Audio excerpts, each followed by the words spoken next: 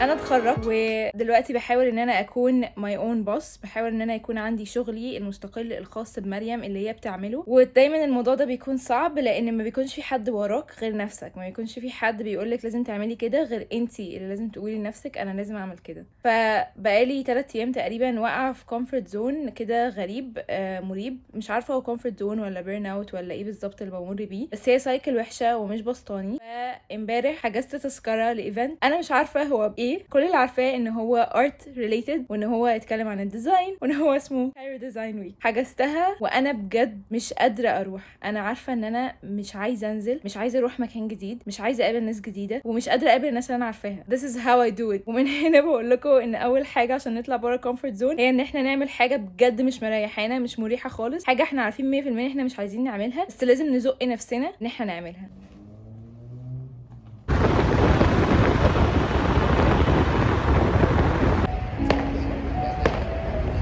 المكان كله شال يعني انت تاخد الصور وتبنى واحد 4 الليدز دي ريد جرين بلو، ريد جرين بلو، ريد جرين الوان مثلا. طب انا لو ده نغير في الالوان، اي لون انا هحط ايدي عليه هيقوم جاي.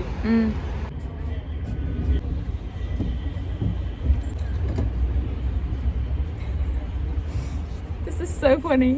لقيت بوث في ديسك عليه اضاءه، قلت اتصور عنده واتكلم معاكم.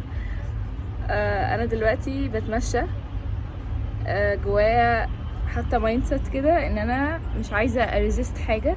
لو في حد اتكلم معايا مش همشي اسيبه مش هتجاهل حد، مش همشي isolated. هحاول ان انا ابقى open minded لاي حاجه جديده ممكن تحصل.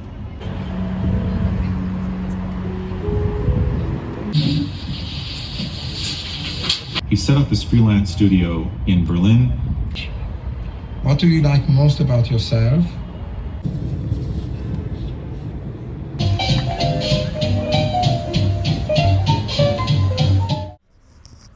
هلو هاي، I hope ان انتوا سامعيني.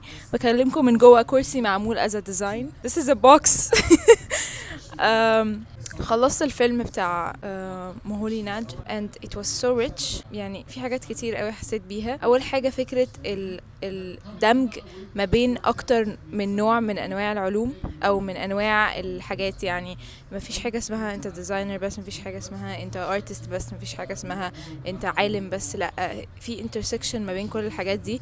و this is something I live for. دي حاجة من الحاجات اللي انا مش بعرف اعيش من غيرها. Let's talk about coming out of your comfort zone. انا دلوقتي I'm filming in public، الناس شايفاني which is حاجة أنا مش بعملها في العادي. أنا مش بحط التليفون كده واتكلم في الشارع. I'm trying to get out of my comfort zone، خصوصا إن أنا شغلتي أصلا مبنية على فكرة إن أنا أطلع برا البوكس بتاع دماغي وافكر بطريقه مختلفه. حاجه من الحاجات اللي اتقالت في الدوكيومنتري فكره ان احنا مهولي كان بيحاول يعلم الستودنتس بتوعه ازاي يرجعوا تاني لنقطه الصفر، ان هم كانوا اطفال، ازاي يرجعوا يفكروا زي اطفال عشان يعرفوا يكسبلور العالم حواليهم بطريقه مختلفه.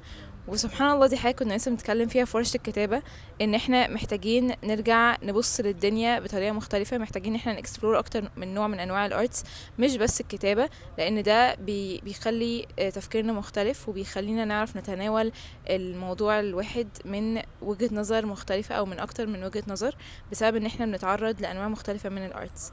overall it was an amazing documentary. هكتب اسمه، هحاول احط لو في لينك لي. انا مش عارفه، في حد قرر يجي يتكلم في التليفون قدامي بالظبط، فانا حاسه بديسكمفورت رهيب، حاسه اني مش مرتاحه خالص.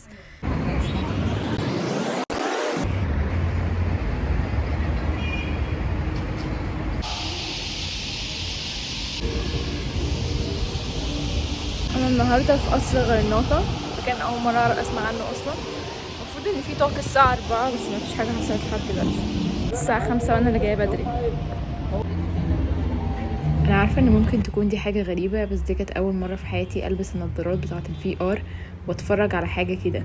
الموضوع كان موتر جدا لاني اول مره البسها، وحاسه ان انا عمالين يقولوا لي instructions كتير وانا مش عارفه اتصرف، بس اتبسطت ان انا عملت حاجه جديده. ممكن عمال ما التوك تبدا عايزه اقول حاجه، ان انا حاسه من امبارح ان الكيمياء بتاعه دماغي فيها حاجه مختلفه. معرفش ده بجد ولا انا متهيألي، بس انا حاسه ان انا امبارح اولا نمت 3 مش 5، الساعه 3 مش الساعه 5. وصحيت مش تعبانه، صحيت قادره اقوم شويه. كنت بعافر بس ما كانش جوايا نفس احساس ان انا مش عايزه اقوم من السرير. this is a progress. ونزلت تاني ودلوقتي بقى الموضوع اكبر لاني بصور في الشارع قدام ناس اكتر، وحاسه ان انا بعمل ايه.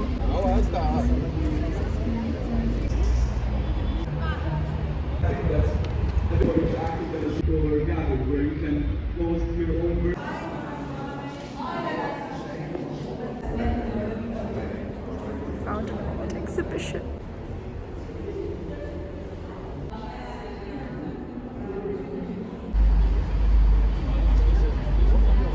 Here, and I'm here to share you something that I made in the last 20 years as a designer. I'm a designer, I'm a graphic designer, and all my life as a designer. And also, please, who have the glasses, if you put on the face, because the others feel discriminated. هلو، رجعت لكم تاني في البوكس من day 3. لسه سامعه توك عن واحد عمل ابلكيشن للناس اللي عندها عمى الوان. الناس دي مش بتعرف تشوف الاخضر والاحمر او مش بتعرف تفرق ما بينهم، فهو اشتغل على ان هو يغير نظام الالوان في اماكن كتير قوي، ان كل لون يكون ليه سيمبل معين عبر عن اللون ده. حسيت انها حاجه باورفل قوي ان حد هيز جرافيك ديزاينر، هو مصمم اصلا. وبعدين لما عرف ان الناس اللي هم الكالر بلايند ما عندهمش، او الناس اللي هم عندهم عمى الوان ما عندهمش حاجه تساعدهم في حياتهم اليوميه، وفي عدد كبير جدا في العالم عنده عمى الوان، قرر ان هو يرجع تاني يدرس عشان يعمل الابلكيشن ده. وانا دلوقتي بصور في الشارع تاني بس لو انتوا واخدين بالكم يعني. So let's take this in a new product, in a modern one. But this is